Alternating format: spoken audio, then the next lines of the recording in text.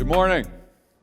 All right, so we're going to jump into a brand new series of messages. We're talking about something that I think is incredibly important for us as we look at our spiritual development throughout the course of this year. We're taking some time in 2020 to talk about what it looks like to be spiritually developed, to spiritually grow our lives, to do the workout that we need to do to develop ourselves spiritually. And so if you're new with us this morning, that's what we've stepped into. You've walked into a church that's taken a look at what it means to spiritually grow in some way. And so in the first month of this year, in January, we talked about what it looked like to just stretch into this new thing, because if you walked into the gym, the first thing they do is they tell you to start stretching out, right? You got to stretch out or you're going to hurt yourself. So we talked about what would a stretch look like for us spiritually, and we talked about jumping into daily prayer and daily devotions and some of the things like that that we could use. And then in February, we talked about what it looks like to use some of the tools that we have at our disposal to start working out. So what are the tools in the spiritual gym that we can use to work out? What are the weights? What's the treadmill spiritually? And we talked about those. Those are all on our website. You can find all of those messages through January and February leading up to today, and you can go back and take a look at any one of those, whether it's the printed version or the audio version or the video version. You can go and look at all that and kind of get caught up if you're new with us or if you missed any of those. Because today we're jumping into the evidence of the workout, the evidence of the presence of God in our lives, and we're taking a look at what the Bible calls the fruit of the Spirit. Now, the terminology is this, coming from a very agrarian society, the idea of if something's healthy, if a plant is healthy, it produces fruit, right? And so if we're healthy, there's something that's being produced from our lives. There's some evidence of health in our lives that's being produced in the world, and that the Bible calls that the fruit of the Spirit. And so in this idea of producing fruit, we're going to talk about what the fruit looks like. And so in Galatians chapter 5, it is clear, Galatians chapter 5, it's clear that there are certain things, certain pieces of evidence that are obvious for us, and there's a list of 9 different things that are there for us as evidence of the presence of the Spirit. And so I want to just run down through them. Are you ready for this? So it's love, joy, peace, patience, kindness, goodness, faithfulness, gentleness, and self-control. Now here's what you need to know. This is there in your life if you are a believer. God says, I'm going to put these 9 things into your life so that the world can see that there is evidence of my presence. Now, if we're doing hard work, we expect there to be evidence, right? God says if you're stepping into a spiritual life, then I expect to see some evidence of the work of your spiritual workout. We see evidence in a lot of different places in the world. As a matter of fact, none of us would do anything thinking that there should be no evidence of our work, right? If you're going to clean the house, there should be evidence of the work, right? You should walk into the house and go, wow, the house is so clean. Yay. There should be evidence of our hard work, and the evidence might be that we're going to produce a better product, or we're going to have more widgets at the end of the day, or that we're going to have a deeper level to our relationship that we're working on. No matter what, there should be evidence of our hard work, and we hope that the evidence, this is your first teaching note. If you're doing teaching notes with us this morning, whether it's on the church app that you downloaded, that you have access to here at Crosspoint Church, or whether it's the paper, fill in the blank, you can use the pen in the pocket in front of you. We're just convinced that writing something down makes it last longer. And so here's the first one. The hope is that there is evidence for our hard work, and that the evidence produces more, that there is more. At the end of the hard work, we've got more of whatever it is we're looking for. That we've got more, that we're advanced, that we did the hard work, and therefore there's something to show for our hard work. I was watching a TV show the other day. I don't watch a whole lot of TV, but I was flipping through, and this guy is yelling at somebody in a restaurant. And so I thought, well, this looks interesting. I'll stay here for a moment. And I was watching a guy by the name of Robert Irvine, and he runs a show called Restaurant Impossible.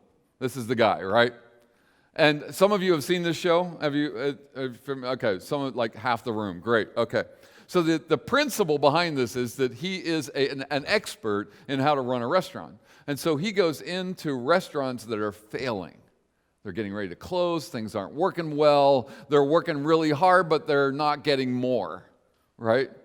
And so he goes in and gives them the turnaround that is going to need to take place in order for the restaurant to do better so that their hard work produces more, not less. And the show I was watching, he said, you're spending $35,000 in stock, in foodstuffs. You're buying $35,000 worth of food every year.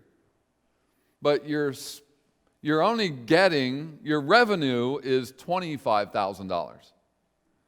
So you have a $10,000 deficit between how much you're spending and how much you're making. Something's not right because you're working 60, 70, 80 hours a week running this restaurant and you're losing $10,000. Now, none of us would think that that is healthy, right? None of us would think that that's a good way to run a business, run a restaurant, do whatever it might be, that whenever you get to the end of the day and there's a deficit, something didn't work out with our hard work. And so in our spiritual life, I want to take a look at what it looks like to have more in your spiritual life, to produce more, to be the person who's gaining more, so that ultimately we're crushing this thing called the fruit of the Spirit, in such, hence the video, crushing the, wow, okay.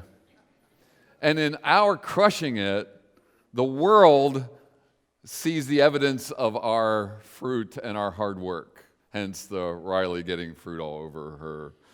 Okay, we were trying to do something there, maybe. Okay. So let's talk about what it looks like to step into this, because there needs to be evidence, right? If you go to the gym, there should be evidence of your workout, right? You should feel a little more toned. You should feel a little stronger. Here's the thing. Nobody questions whether Arnold Schwarzenegger ever worked out or not. Or Jason Momoa. I mean, nobody's ever questioning whether these guys have ever gone to the gym or not, right? Because there's so much evidence. I could show pictures. The only ones I could find were of the two of them all oiled up and half naked. And I thought, not a good place to lose you to the screens, right? I just thought, I'm looking at these pictures like, okay, I'm going to lose every woman in the room. And it's just not going to be good. I'm going to be like, media guys, take the pictures down. I've lost everybody. Anyway, but go do a Google search. Not right now.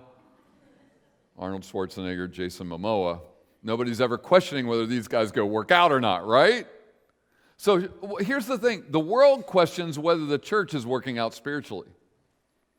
Because I don't know that we're showing the evidence of the presence the way that we should be in order to make sure that no one's going to hell from Harrisburg. That's the goal, right? The goal, hence goals. The goal is that we're producing fruit, that we're showing the fruit of the Spirit in such a way that people are coming to know Jesus and that we're making it hard to go to hell from Harrisburg. So if you're ready, we're going to jump into the very first of these 9. The very first of the 9. And I think what's really interesting in the first of the 9, love, joy, peace, patience, kindness, goodness, faithfulness, gentleness, and self-control. The very first one out of the gate. And every scholar says these are not in some hierarchical order, although I find it interesting that self-control is at the end. Like, really? You had to put that at the end? No. Well, I also find it equally interesting that love is the very first one. So we're going to jump into that today because in these verses, in Galatians chapter 5, verses 22 and 23, it says, but the Holy Spirit produces this kind of fruit in our lives. Love, joy, peace, patience, kindness, goodness, faithfulness, gentleness, and self-control. And the very first one is love. Now, here's what I want everyone in the room to know before we start diving into love, and that's this. Second teaching note. You ready? We are called to exhibit all 9. You can't pick and choose one of these. You can't say, well, I kind of like that one better than I like that one. Patience, not for me. Sorry, it's not my gift. These are not gifts. in that there are things called spiritual gifts that we have specialty areas in. We're going to talk about those after Easter, all right? We're going to get to Easter talking about these goals of showing these 9, but after Easter, we're going to talk about the spiritual gifts, all right? This is the fruit of the Spirit. This is the evidence of the presence of the Spirit living in us, and it says clearly all 9 of these are present in us because the Spirit is bringing them to all of us. And so, with no excuse, we have to be representing all 9 of these, right? Love, joy, peace, patience, kindness, goodness, faithfulness, gentleness, and self-control. So we're going to take a look at this very first one, love, because this is, I think, something incredibly important for us. So I want to jump over to the very same guy who wrote this list of 9, gives us some qualifiers for the idea of love. So I'm going to jump over to 1 Corinthians chapter 13. So now, many of you know this passage. Many of you know what this means. And here's what he's trying to say to us when it comes to love and what love looks like for all of us. He says, if I could speak all languages of earth and of angels, but didn't have love for others, I would only be a noisy gong or a clanging cymbal. If I had the gift of prophecy, and if I understood all of God's secret plans and possessed all knowledge, and if I had a faith that I could move mountains but didn't love others, I would be nothing. If I gain everything I have, if I gave everything I have to the poor and even sacrificed my body, I could boast about it, but if I didn't love others, I would have gained nothing. The goal is, at the end of the day, that we gain something for the kingdom of heaven. That someone sees our love, someone sees the presence of God in us, that they see the evidence of the presence, and therefore they see God. That's the desire. That when Jesus said to his disciples, I'm going to leave you, but I'm going to give you my presence. And so that when I'm in you, you can act like me. You can be more like me. You can be the representative of Jesus in the world that he wants us to be. And in doing so, I think one of the things that challenge all of us to take us all to the next spiritual level is to evaluate what we do based on these 9. What are we doing in relationship to these 9? Are we in tune with these 9? Are we trying to represent these 9 in the world that we live in? So the presence of the Spirit is the spiritual presence of God living in us. And this is the evidence of God living in us. Here's what we all know. We have all seen Christians who are not showing the evidence of the presence. And unfortunately, the world sees a lot of lack of evidence of the presence from Christians. And I think it's time for us to turn that around. I think it's time for the world to start seeing the presence of Jesus living in us in such a way that it's evidenced by our work, by our actions, by our words. This presence of the Spirit of God in us is so vitally important that Jesus sits down with his disciples and says, I'm going to do this with you. Every believer will now have the presence of the Spirit. Every believer will now have what I am bringing to you. And he says, the very first aspect of that is love. Now, I think that the neat thing about that is that God, the Bible says that God is love. That's 1 John chapter 4. And we read that whole passage of if you're living, you're loving God. You're not really living if you don't love God. And if you do love God, then people will see that love in your life. That it will be evident. So much so that I believe that love then is foundational. Next teaching note. That love for all of us is foundational. That I believe it's first because you can't do any of the others without love. I mean, you could do them, but it's not going to be the same.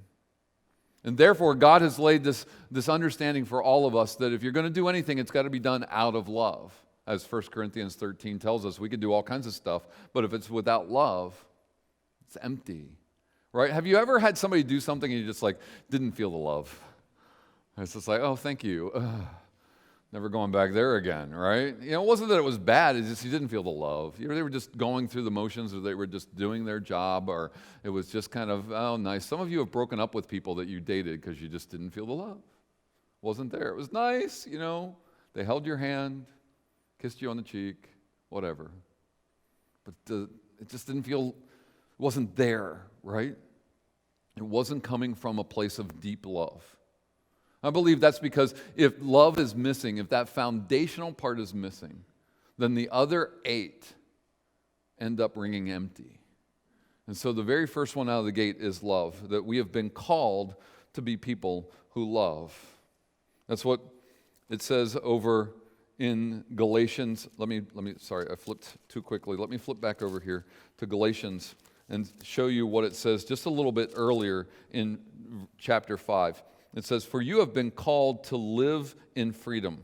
This is chapter 5, verse 13 of Galatians, just before we get to this list of 9. "You have been called to live in freedom, my brothers and sisters, but don't use your freedom to satisfy your sinful nature. Instead, use your freedom to serve one another in love." Turn to somebody and say, "In love." In love. You're supposed to do it in love. "For the whole law can be summed up." The whole law. All 614 aspects of the law, all of that can be summed up, brought down, condensed in to one thing, to one command that says, love your neighbor as yourself. Love your neighbor as yourself. It goes on to say, "But if you're always biting and devouring one another, watch out, beware of destroying one another." In other words, the possibility is if we don't do this, we can destroy one another. I don't want to do that. So it goes on to say, so here's what happens. If you choose to do this, if you choose to step into a life where you're growing your spiritual fitness, one of the pieces of evidence, the evidence of the presence of God, one of the pieces we should all see is we should feel the love. Right? Not that love is as much as of a feeling. Don't get me wrong. I mean, love is an action, right? But we should know that we're being loved. We should sense from the other person, that person should sense from us that we are doing this out of love, because we can do things out of all the wrong reasons. We can manipulate something to work for our benefit. We could be selfish. We could be self-centered. We can do lots of things for all of the wrong reasons. But if we do them out of a sense of love, people should know that. They should feel. They should walk away going, wow, there was something different about that. I wonder what was different about that, right? Have you been in that situation in your life where you just walked away saying, I want more of whatever that was? That just felt good. It was meaningful for you, meaningful for your soul. So if I turn over to 1 John chapter 4, he spends all these verses, and you heard the verses, you heard them being read. I hesitated to just have that much read because it could eventually just sound like the school teacher from Charlie Brown, right? Wah, wah, wah, wah, wah. But I thought, no, we need to just dive into all this. Dear friends, let us continue to love one another, for love comes from God. And he goes on to explain what that means. Love comes from God because God is what? Right. God, synonymous, right? The two, if you see God, you see love. If you see love, you should be seeing God. And that's what he's trying to present to us. Dear friends, since God loved us so much, we surely ought to love one another. We ought to care for one another. Now, this is agape love, and this is phileo love. Those are the Greek words. This is brotherly love, phileo, Philadelphia. This is brotherly love, and it's also agape love. It's an unconditional, I'm going to take you every way and any way you're bringing yourself to me. I'm going to just love you for who you are and for who Jesus made you to be. I'm just going to love you. And there's nothing you can do about it. Isn't that great when you hear that? I've had some people, I have a friend of mine, he just says that to me all the time. He says, Dave Beiser, I'm going to love you, and there's nothing you can do about it. Amen. Yeah, right? I mean, it's just, when his name is Dred, and when Dred says that, I'm like, Dred, I just want to be around you just because you're just going to love me and nothing I can do about it. I can mess up. I can burp out loud. Sorry, I I can fall asleep on him, just, I'm sorry, right? Nothing I can do. Nothing I can do. He's going to love me anyway. Dear friends, let us continue to love one another, for love comes from, who does love come from? God. God places that in us and says, now because I've placed it in you, I don't want you to just keep this to yourself. I've put it in there for a reason, because I want the world to see my love. And I want to use you. There are other places in Scripture where it says we're God's ambassadors of love to the world. We're supposed to show His love to others. I'm not saying this is easy. I'm just saying this is what we're supposed to do. And that we need to work on it. There should be evidence, because if we're not working on it, there's not going to be evidence, right? We are going to atrophy down to a place of the least resistance and the most comfort, right? So I'm challenging all of us, especially this year, to start doing some spiritual workout. And one of the pieces of evidence of you spiritually working out, of me spiritually working out, is that we feel the love. That people feel the love from us. So how does love work? Is it just an emotion for you? Is it just an emotion for all of us? Is there something more? Is it something you can fall in and out of? Is it something you use to describe your favorite steak? Oh, I just love a good steak, right? Or is there more? Are you in touch? Are you connected to the source of love in your life, to the ultimate resource of love flowing back in your life? It says in verse 13, and God has given us His Spirit as proof that we live in Him and He lives in us. There should be proof. There should be evidence, right? So we said that one of the things we want to do this year in 2020 is we just want to have a year of practical messages for all of us, right? I just think, we can preach. I can stand up here and tell you all the Greek words, and we can, just do messages that are way up here, or we can do messages that just hit all of us right where it matters. And so we just want to make this really practical in two ways. Not 20, not 12, not 15, not 6, just two. Two things, because I think you can do two things at one time. I, this morning, drank coffee and walked at the same time. It was amazing. You should have seen it. I've even been known to chew gum and walk at the same time. It's just, it's incredible. You should see it. So I'm just trusting that you can do two things at one time. And here's the first one. We need to connect with the one who is love. The first thing we need to do is, if the world is going to see love, then we need to connect with the source of love, right? We need to connect with God and love God. It says in verse 20 that we read, if someone says, I love God, but hates a Christian brother or sister, that person is being a liar. We need to connect with God and find ourselves solidly, squarely standing on this foundation of love, this baseline that nothing that's built on that foundation is going to move, right? Solid foundation. That's what foundations do for us, right? We build houses on solid foundations, hoping that the house will never move. Love is the solid foundation of your faith and my faith. On our everyday living, we should be foundational in this idea of love and loving one another. Jesus says we're supposed to love our neighbors as we love ourselves. I know that that's a reach for some of us. I know that for some of us that's a stretch. I know that for some of us this feels like serious heavy lifting. God has called us to not do this out of our own resources, to not do this out of our own strength. Just imagine if you went to the gym and somebody said, I'm going to put 400 pounds on your shoulders and I'm going to expect you to do a squat, right? Aren't you glad I didn't try that with 400 pounds? Because I would have needed like 3 guys up here to help me. God says, look, you're not on your own. I'm going to give you what might feel like a heavy weight. Love your neighbor as yourself. Show love to the world. Be one of His ambassadors of love in the world. That's going to feel like heavy lifting, but look, you're not doing it on your own. The Spirit of God is in you. His presence is there. The very presence of the one who brought Jesus back to life is in you, Scripture says. He's dwelling in you, He's living in you, and He's bringing you back to life. He says, look, if you connect with me, I will help you with the heavy lifting. He actually says it this way. If you connect with me, if you join your life with me, it will be like 2 oxen yoked together, and I promise you I will carry the majority of the load, because my burden will be heavy, but yours will be light. I will carry it for you. I will do the heavy lifting for you if you connect with me. So, how do we connect with God? We've talked about this over the last couple months. Let's keep talking about it until we get it down pat, right? Daily prayer, daily devotional time, spending time with God and talking with God, learning about God. Take the upper room or our daily bread and just do something every single day. Decide to do the YouVersion Bible app. I've been going through YouVersion Bible app devotionals right now just to try some out. I think they're phenomenal. Just do something. They actually send me a notification on my phone that says, have you done your devotion yet today? I'm like, oh, that's so cool. I don't even have to think about it, right? Do something every single day. Jump into a life group. Jump into one of our small group exploratory groups that are just doing some great things. We're actually, over the next couple of weeks, we're going to be starting a few new ones.